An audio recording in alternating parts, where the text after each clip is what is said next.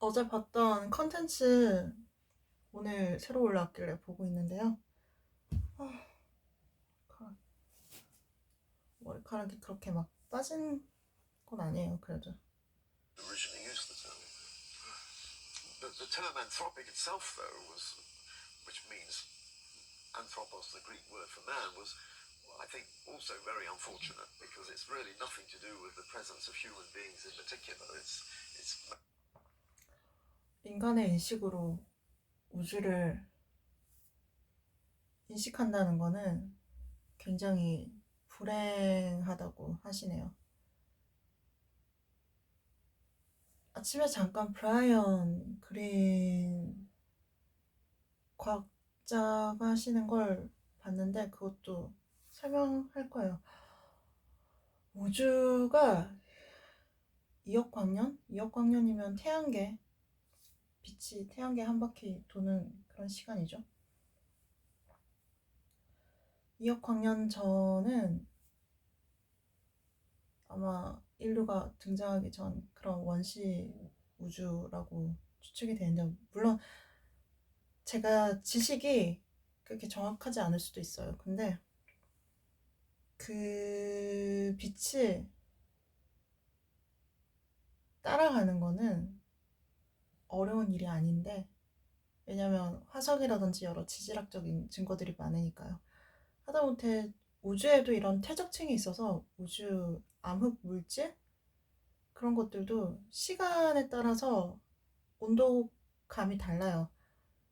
그렇지만은 우리가 그 변화는 알 수 있지만은 역사는 잘 모른다는 거죠. maybe to do with the existence of life or the existence of 안스로피, 안티스페이트로 잘못 착각했는데 원래 그런 식으로 영어를 접근하는 게 맞아요. 엔트로피, 안스로피라고 하는 거는 우리가 엔트로피라고 하는 게, 그러니까 점점 시간이 지날수록 무언가 더 많이 뻗어갈 것 같이, 무한정 뻗어갈 것 같은 성장 지표, 성장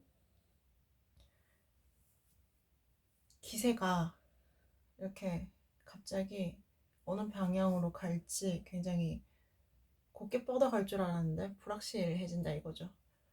오, 꽃만 하더라도 굉장히 가지가 쭉쭉 뻗다가 꽃송이가 이렇게 떨어지는 거랑 똑같은 거죠. 앤스로픽이라고 하는데, 이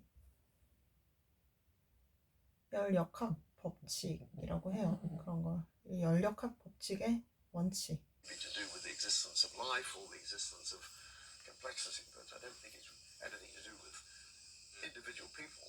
I mean, humans in particular. So on both sides of that question, how has the anthropic principle been used properly within physics and cosmology, and how do you believe has been used inappropriately outside of it?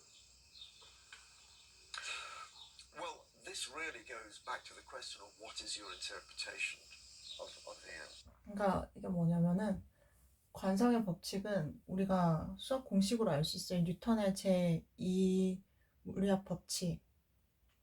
그러니까 그 원칙에 따라서 우리가 우주의 어디까지 차원을 밝혀낼 수 있냐. 뉴턴이 18세기 그쯤에 만든 그 원칙으로 현대의 지금 21세기 우주를 어떻게 밝혀낼 수 있냐. 아직 거기에 대한 논의가 계속되고 있다는 거예요. Back to the question of what is your interpretation of these anthropic fine-tunings. If you believe that the anthropic, you see that there's essentially three types of interpretation of the anthropic principle. One interpretation is the multiverse interpretation, which simply says that there are lots and lots of universes with different values of the constants, and we just happen to be in one of the ones which allows life to arise. But there are more philosophical interpretations. And the second interpretation, for example, is the one that comes out of quantum mechanics, the idea that maybe consciousness collapses the wave function of the universe. 그러니까 이런 뉴턴이 만들어낸 18세기쯤에 만들어낸 이런 관성의 법칙. 관성의 법칙이란 거는 결국 보이지 않는 힘에 관해서 이 모든 거는 중력이 만들어낸 마법이고 거짓이다라는 게 뉴턴의 결론인데, 그 마법과 거짓의 힘이 이런 무한정 뻗어나갈 것 같은 그런 에너지 기운을 어떻게, 언제, 어느 시점에서 이렇게 어느 방향으로 갈지 우리가 수학적으로 풀 수가 있느냐, 이런 거죠. 첫 번째는 일단 이것으로 가장 중요한 마지막 센턴스가 뭐냐면, 한 우주의 흥망성쇠에 대한 역사로 접근해야 된다는 거예요. 단순한 공학적인 계산이 아니라 우주의 흥망성쇠, 별자리가 밝았다가 세졌다가 하는 것, 하다못해 여름에 보이던 별자리가 겨울에는 보이지 않는다는 것, 이런 것조차 별의 빛의 세기를 말하는 거죠.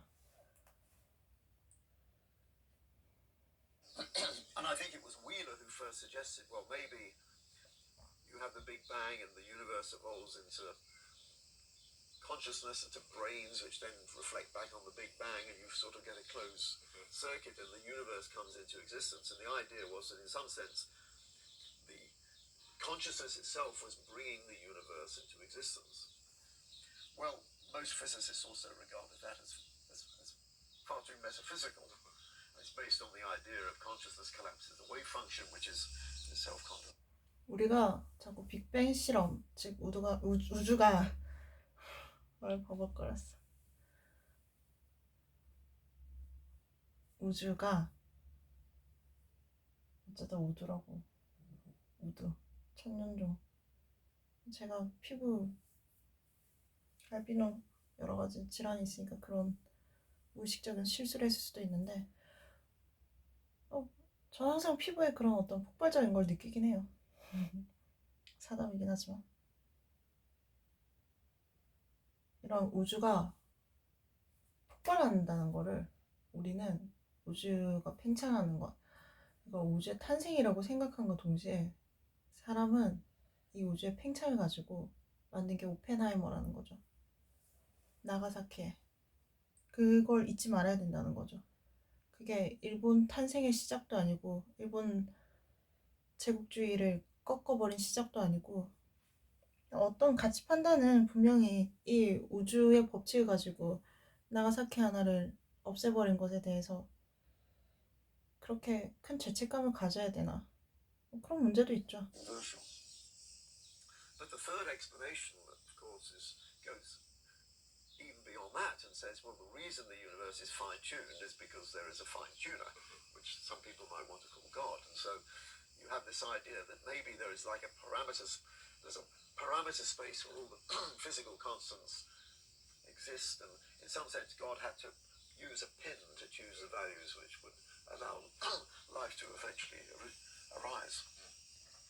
Now, obviously, that's a theological explanation. 그러니까 뉴턴이 이런 관성을, 중력, 반중력 이런 거를 설정해 놓은 거는, 왜냐면은 우주 자체에는 힘이 없고 하나님이 모든 거를 조정을 한다는 거죠. 하나님이 양손에 저울추를 갖고 있다, 이런 뜻이에요. And physicists were very unhappy with that. But depending on which explanation you favor, of course, it tends to depend on which of the interpretations of the strong anthropic principle you have. And those people who want to adopt a theological interpretation of the fine-tunings, they obviously tend to have in mind a version of the strong anthropic principle which is more teleological in nature. Whereas the people who want to interpret the fine-tunings in terms of the multiverse, they don't have to have any. 결국 우리는 이런 여러 가지 공식들, 뉴턴의 공식, 아인슈타인, 이 MC 제곱의 공식. 결국 사람은 여러 가지 우주 법칙들 중에 자기가 정말로 원하고 끌리는 법칙이 있다는 거예요.